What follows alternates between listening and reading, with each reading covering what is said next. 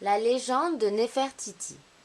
Le jeune pharaon Akhénaton, fils du dieu soleil, venait d'avoir 20 ans et souhaitait se marier.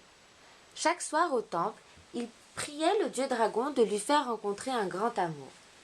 Même s'il ne recevait pas de réponse, Akhénaton gardait espoir. Un soir, il rêva qu'une jeune fille endormie venait à lui, sur un radeau porté par les eaux du Nil. Se jetant à l'eau, il s'en allait à sa rencontre. Lorsqu'elle s'éveillait, il s'apercevait alors que l'inconnu avait de grands yeux pailletés d'or. Un bruit venu d'un taillis voisin le réveilla brusquement. C'était un crocodile pris au piège qui fouettait le sol de sa queue. Fasciné par son regard doré posé sur lui, Akhénaton coupa les lanières de cuir qui retenaient l'animal. Celui-ci disparut aussitôt dans le Nil. Le jeune pharaon regagna Thèbes, la ville blanche aux 100 portes, merveilleuse perle de l'Orient. Là, il retrouva avec plaisir la fraîcheur des jardins de son palais. Encore troublé par le regard du crocodile, il alla consulter son astrologue. Ce dernier lui révéla que pendant la nuit, un message le concernant lui était apparu dans les étoiles. Lorsque le crocodile sacré se montrerait à lui, sa future épouse ne tarderait pas à venir dans son palais. L'animal qu'il avait délivré au bord du Nil était sans doute l'annonciateur de cette bonne nouvelle. Akhénaton, qui regrettait que son rêve ait été interrompu, souhaitait de tout son cœur que la jeune fille qu'il épouserait ressemble à celle qu'il avait vue en dormant, avec ce regard couleur d'or fin. Cet été-là, il avait fait si chaud que de violents orages se succédèrent. Le Nil quitta son lit. Les crues très importantes chassèrent de leur palais des princes et des princesses, à qui Akhénaton offrit l'hospitalité jusqu'à la décrue du fleuve.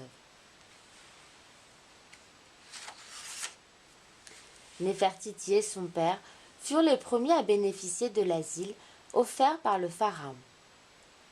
Ils arrivèrent en grande pompe, marchant sur un tapis pourpre, escortés par un cortège d'esclaves. Certains d'entre eux transportaient des coffres remplis de présents destinés au pharaon, tandis que d'autres s'occupaient des malles où Néfertiti rangeait ses parures. Akhénaton, ayant convié ses invités à dîner, Néfertiti mit le plus grand soin à se préparer. Lorsqu'elle entra dans la salle du trône, au bras de son père, drapée dans une tunique de voile blanc, brodée de pierres précieuses, elle était resplendissante. En signe de respect, elle tenait les yeux baissés. Quand elle s'agenouilla devant Akhénaton et qu'elle lui lança un regard doré, il sentit que le bonheur entrait dans sa vie et en remercia secrètement le dieu dragon. À la fin du repas, le jeune pharaon s'empressa de demander la main de Néfertiti. On organisa des fêtes grandioses pour le mariage.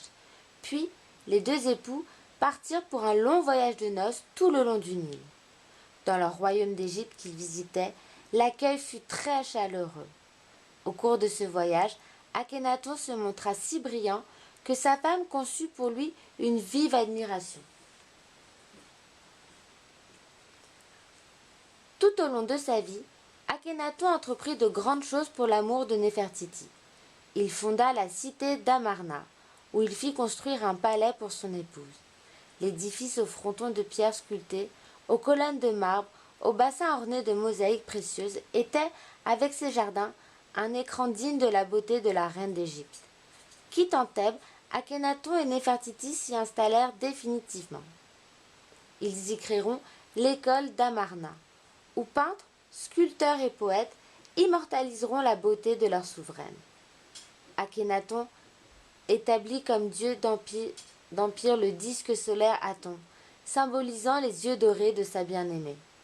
Quant à la correspondance diplomatique du pharaon sur des tablettes d'argile, elle apportera des siècles plus tard de précieux renseignements sur l'Égypte antique aux historiens.